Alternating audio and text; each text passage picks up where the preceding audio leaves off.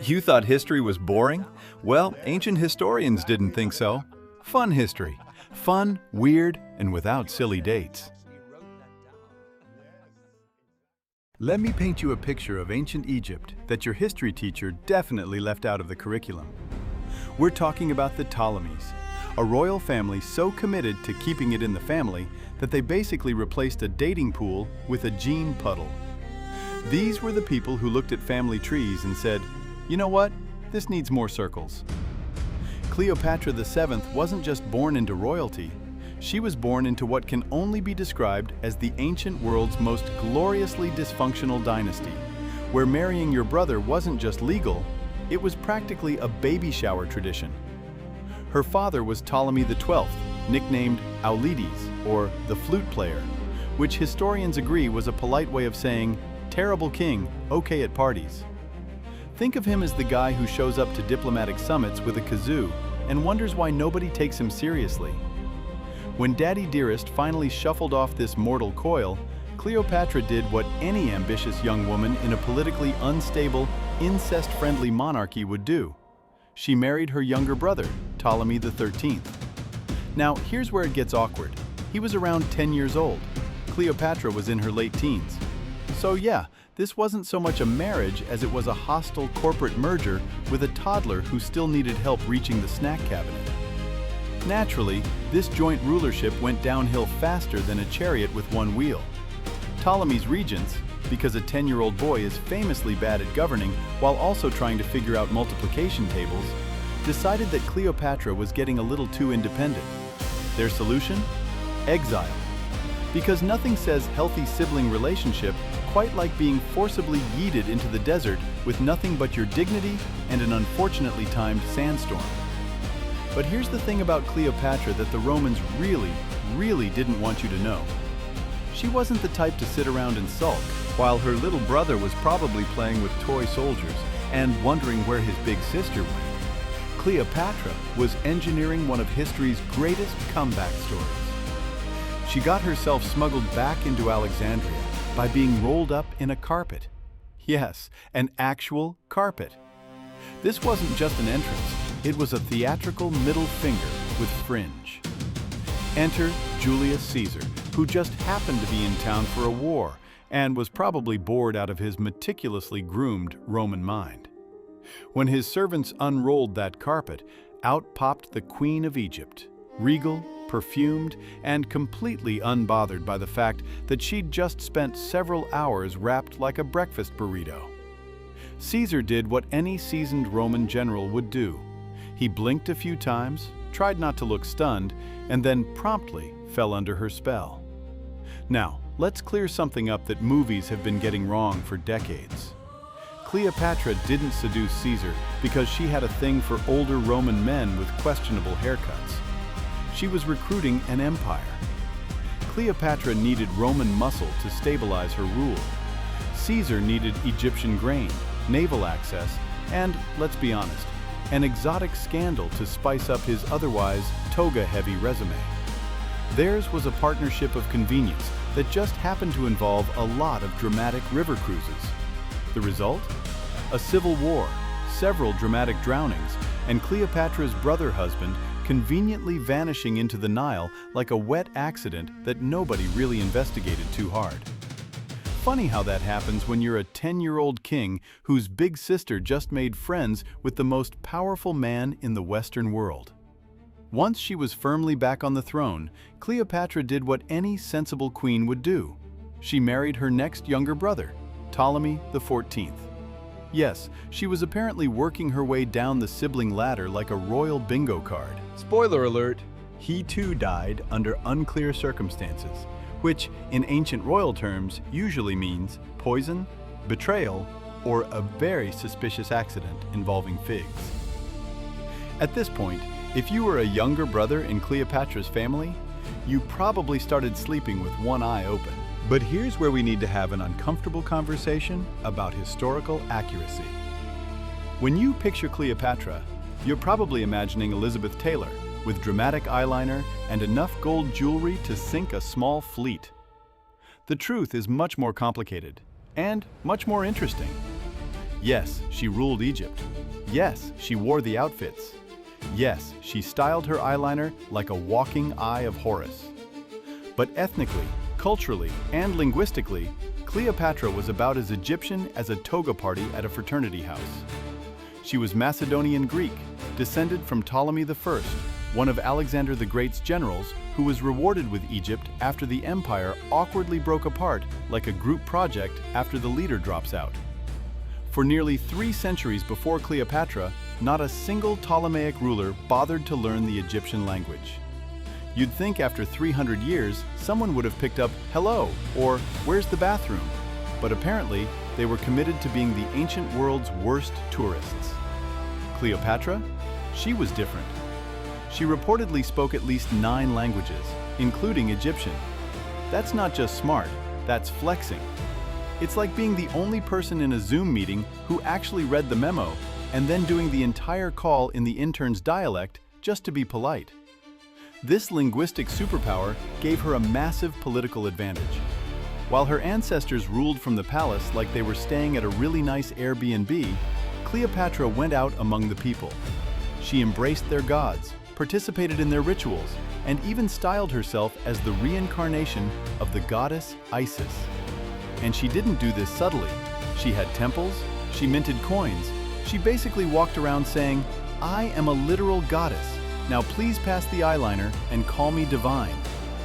But let's not pretend this was all spiritual enlightenment. Cleopatra understood branding better than most modern influencers. Egypt was full of powerful priests, ancient traditions, and people who really liked their monarchs to have that touched by the gods glow. By leaning into the local religion, Cleopatra wasn't just showing off. She was locking in support from the religious establishment and earning bonus loyalty points from the general public. It was genius, really. The Greeks thought she was Greek enough. The Egyptians thought she was Egyptian enough. And the Romans? They thought she was trouble with a capital seductress. The Greeks, by the way, had a word for people who could navigate multiple cultures like this. They called it paideia. We call it having your act together. Cleopatra had her act so together that she made the most powerful empire in the ancient world absolutely terrified of a woman with good eyeliner and a talent for languages. And speaking of those languages, let's talk about what it meant to be a 9-language queen in a world where most monarchs could barely handle one. According to ancient sources, Cleopatra's linguistic repertoire included Egyptian, Greek, Arabic, Hebrew, Parthian, Median, Ethiopian, and a few others that now only show up on dead language bingo cards. She could chat with ambassadors from distant lands, debate with priests in their own temples, and, most importantly, talk circles around smug Roman politicians in their native tongue. Imagine being a Roman envoy, trained in the art of diplomacy, arriving in Alexandria with a carefully prepared speech. You've got your interpreters ready, your gifts prepared, your toga professionally pleated. And then, the Queen of Egypt greets you in flawless Latin, makes a joke about your haircut, and proceeds to negotiate trade agreements while subtly insulting your entire Senate in perfect grammatical structure. That wasn't just diplomacy, that was psychological warfare with a smile. Let's talk about beauty, because honey, Cleopatra wrote the book on it. Literally. While Caesar was out conquering Gaul and Antony was nursing wine hangovers, Cleopatra was out here writing a beauty manual. Because why not rule a kingdom, run a navy, seduce emperors, and become the world's first beauty guru all at the same time? You think your skincare routine is high maintenance because you use a jade roller and 3 different serums? Cleopatra would laugh. And then she'd bathe in donkey milk and apply crushed beetle mascara before turning you into an incense stick. Let's start with the infamous donkey milk baths. Yes, you read that right. According to ancient sources, Cleopatra regularly bathed in sour donkey milk. Not goat milk, not almond milk, donkey milk. Why? Because it contains lactic acid, which gently exfoliates the skin and apparently leaves you glowing like a demigod. She allegedly kept hundreds of donkeys on standby just to keep the milk flowing. Imagine being a royal donkey in ancient Egypt. You don't carry grain. You don't haul bricks. You just lactate for the queen's bubble bath. Talk about a career path nobody saw coming. But the donkey milk was just the beginning. Cleopatra's beauty arsenal included gold-infused face masks, kohl eyeliner made of lead, and lip stains derived from crushed ants and carmine beetles. Because nothing says royalty quite like smearing insects on your face and pretending it's glamorous. Her perfumes were custom-made, her wigs were imported and elaborately styled, her nail color was hennaed to perfection. Cleopatra turned beauty into statecraft, and her entire appearance was a weapon. And let's not forget the ointments, oils, and pastes. She was big on almond oil, rosewater, and frankincense resin. Basically, if it grew, oozed, or shimmered, it was going on her face. Ancient bees must have loved her. The royal honey bill alone could have paid for a pyramid's foundation. Now, here's where it gets really interesting. Cleopatra's cosmetic book, now lost to time, probably thanks to Roman censorship or some sweaty monk who didn't know how to handle a papyrus, was said to contain recipes for skincare, hair dye, perfumes, and even treatments for baldness. Which may explain why Julius Caesar stuck around, if you know what I mean. The man was pushing 50 in a world where 50 was basically ancient, and his hairline was retreating faster than his armies. A queen with a good baldness cure? That's worth forming an alliance right there. And this wasn't just some vanity project. In the ancient world, cosmetics were medicine, magic, and political theater all rolled into one. A smoky eye wasn't just sultry, it was protection from the evil eye and UV rays. Lip color meant status. Hair oil was both sensual and hygienic, or at least less terrifying than the alternative. Cleopatra wasn't gatekeeping either. The book was reportedly scientific, drawing from Egyptian, Greek, and even Indian traditions. She was mixing crocodile dung with honey like some unholy ancestor of modern beauty products. A royal alchemist with eyeliner. And while today's influencers worry about getting canceled for using the wrong filter, Cleopatra was handing out DIY eyeliner recipes involving burnt almond paste, animal fat, and powdered lead. Sure, it might give you a glow, and also maybe lead poisoning. But beauty is pain, especially in 40 BCE. The book also dabbled in aphrodisiacs, because Cleopatra understood the true power of a well-placed pomegranate seed. If you're starting to think this all sounds like myth, think again. Roman authors like Galen and Pliny referenced her concoctions. Her formulas were studied, copied, and whispered about in elite circles for generations. You know you're iconic when your lip balm recipe survives into the Byzantine era. Now, let's talk about the legendary pearl incident, because this might be the most only Cleopatra moment in all of ancient history. The story comes courtesy of Pliny the Elder, a Roman writer known for documenting everything from volcanoes to the lifespan of elephants with varying degrees of accuracy. But if this one is true, and let's pretend it is because it's hilarious, Cleopatra once made a bet with Mark Antony that she could host the most expensive banquet in history. Mark Antony, the Roman general who could conquer armies but not common sense, called her bluff. Because clearly, a woman couldn't possibly outdo Roman extravagance, right? Oh, how wrong he was. The next day, Cleopatra served a simple meal. Nothing outrageous. Some bread, some wine, some appetizers that wouldn't impress a moderately successful merchant. Mark Antony raised an eyebrow. This is the most expensive feast in history? It's practically a Caesar salad without the branding. Cleopatra, completely unfazed, then produced one of her legendary pearl earrings. These weren't your average pearls, they were enormous, flawless, and worth a literal kingdom. And then she casually dropped one into a goblet of vinegar. Ancient vinegar, mind you, was strong enough to clean a chariot axle, dissolve bad decisions, and apparently pearls. With a little patience and a lot of dramatic flair, the pearl dissolved more or less in the acidic concoction. And then Cleopatra drank the entire thing. Yes, she drank a priceless pearl, on purpose, with eye contact. The second earring was reportedly saved before she could chug it too, likely by someone who suddenly realized they didn't want to be remembered as the servant who let their queen drink jewelry. Was this science? Technically, yes. calcium carbonate in pearls does react with acetic acid. Was it sanitary? Highly doubtful. Was it Cleopatra cementing her place as the undisputed queen of drama, spectacle, and financial flexing? Absolutely. In one act, Cleopatra didn't just win a bet. She made a statement that to her, priceless objects were drink garnishes. That Rome could invade Egypt, but it could never out-luxury her. And poor Mark Antony, he lost the bet and probably spent the rest of the night wondering if his entire concept of wealth was fundamentally flawed.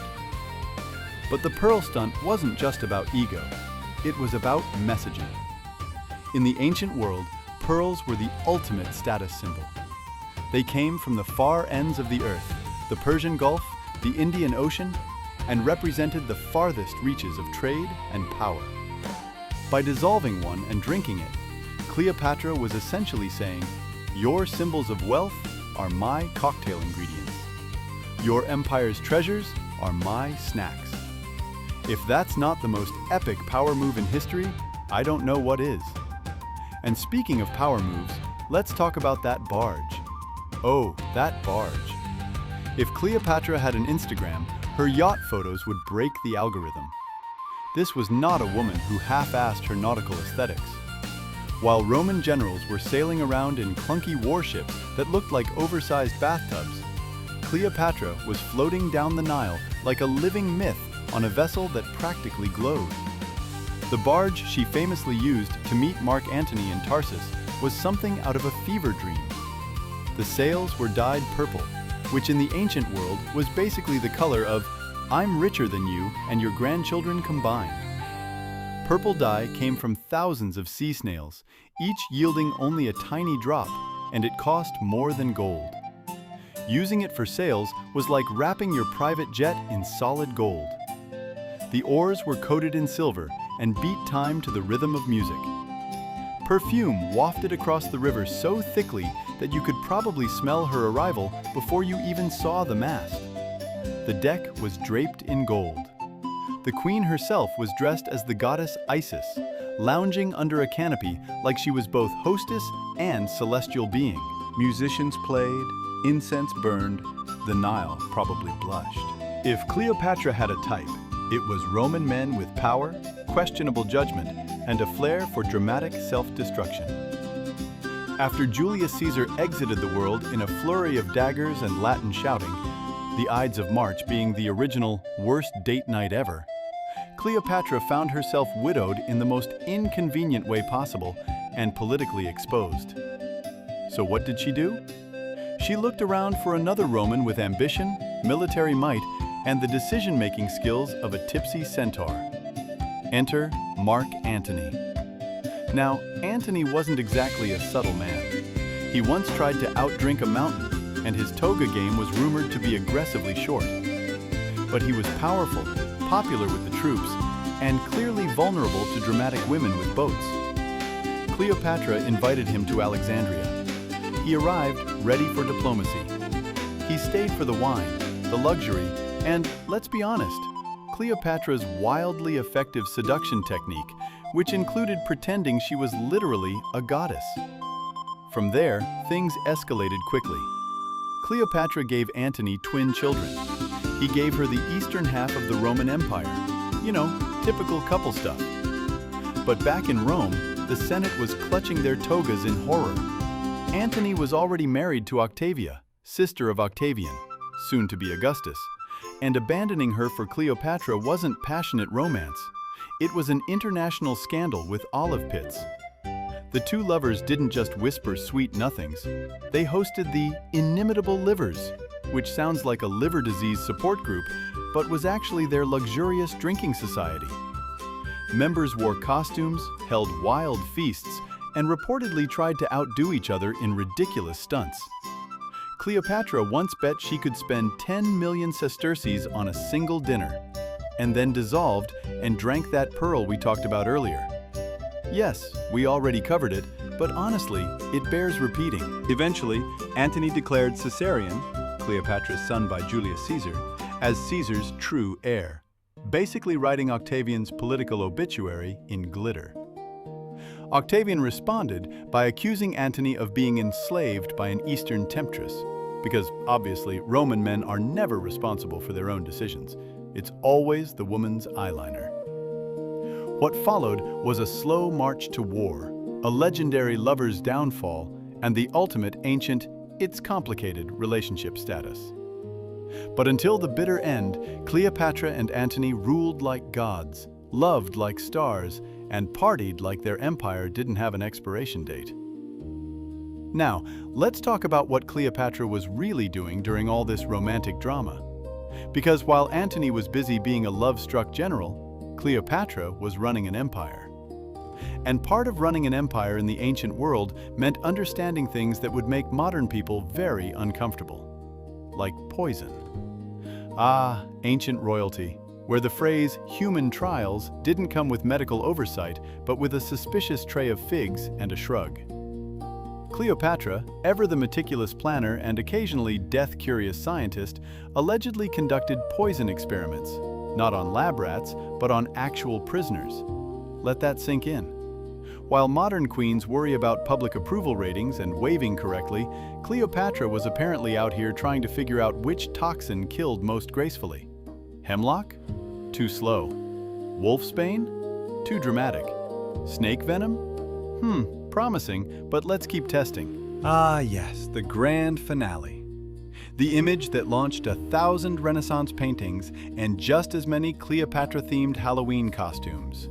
The Queen of Egypt, reclined on a golden couch, nobly pressing an asp to her breast. Except that whole snake to the boob story might be more fiction than fatal fact. Let's break it down. The asp theory comes mostly from Roman historians, the same guys who thought describing Cleopatra as a seductive villainess was more fun than admitting she was smarter than most of their Senate. According to them, she smuggled a venomous Egyptian cobra into her chamber in a basket of figs, because nothing says royal suicide like healthy snacking. Let it bite her and died gracefully, without a scratch, a mess, or an awkward face contortion. Very tidy, very dramatic, very unlikely. Let's talk logistics. Cobras are notoriously uncooperative. They don't travel well in baskets. They don't always bite on command. And if they do bite, the venom takes hours, sometimes even days, to fully work. That's not ideal when you're planning a synchronized suicide with 2 loyal handmaidens. Imagine waiting around like, did it get me? Do I look pale yet? Should we order takeout while we wait for this to kick in? Some historians argue that Cleopatra may have poisoned herself instead, using one of those fast-acting formulas she tested on prisoners.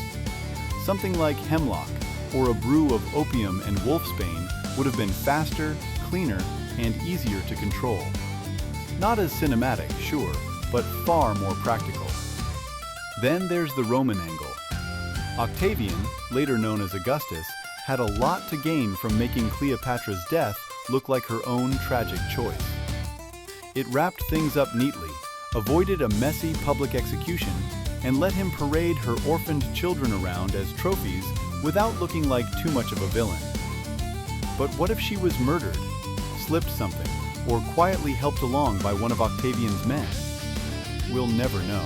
If history is written by the victors, then Cleopatra's press coverage was basically a smear campaign, written in all caps by some very bitter Romans. After her death, Octavian had a problem. Cleopatra wasn't just some foreign queen. She was a political player, a threat to Roman power, and worst of all, a woman who didn't know her place. And Rome really didn't like that. So what did Octavian do? He rewrote the story. In his version, Cleopatra wasn't a scholar, strategist, or multilingual diplomat. Nope, she was reduced to a manipulative seductress who used sex like statecraft and probably bathed in perfume and lies. And Mark Antony? Just a hapless man under her foreign spell. Because clearly, no powerful Roman man could be into her for any reason other than sorcery. It's honestly impressive how thoroughly Rome tried to erase or twist her legacy. Her children were marched through the streets in chains. Her writings, including that book on cosmetics, vanished from history. Temples dedicated to her were repurposed or destroyed. Statues crumbled, papyri burned, and her image was warped into little more than an exotic footnote in someone else's story. And yet, she persisted. Despite Rome's best efforts, Cleopatra refused to disappear. She survived in whispers, in artwork, in the oddly detailed complaints of Roman historians. Plutarch, Cassius Dio, Suetonius, they all had opinions, wildly biased, of course. But even their attempts to discredit her left behind fragments of her brilliance. It's like trying to cancel Beyoncé and ending up boosting her album sales. The irony is rich. In trying to erase her, they accidentally immortalized her. Rome buried Cleopatra under scandal and myth, but they also ensured she'd be remembered forever. Because you don't get erased from history, you get martyred in it. And Cleopatra became the blueprint for every femme fatale, every seductive queen, every woman blamed for a man's downfall with her eyeliner on point. When Cleopatra died, snakebite, poison, or assisted Roman departure, She didn't just leave behind a crumbling empire and a very confused Octavian. She left behind a legacy that somehow evolved into a myth, then a symbol, and eventually a Hollywood spectacle wearing more eyeliner than armor. History forgot half the facts, twisted the rest, and filled the gaps with drama, scandal, and eyeliner wings sharp enough to assassinate an emperor. Over the centuries, Cleopatra became whatever each era needed her to be. But through it all, the real Cleopatra kept peeking through. Scholar, ruler, linguist, Navy commander, beauty brand founder, pharmaceutical experimenter, mother, lover, power broker. She became a canvas for every generation's anxieties and fantasies, a woman of immense complexity distilled into an ever-evolving icon.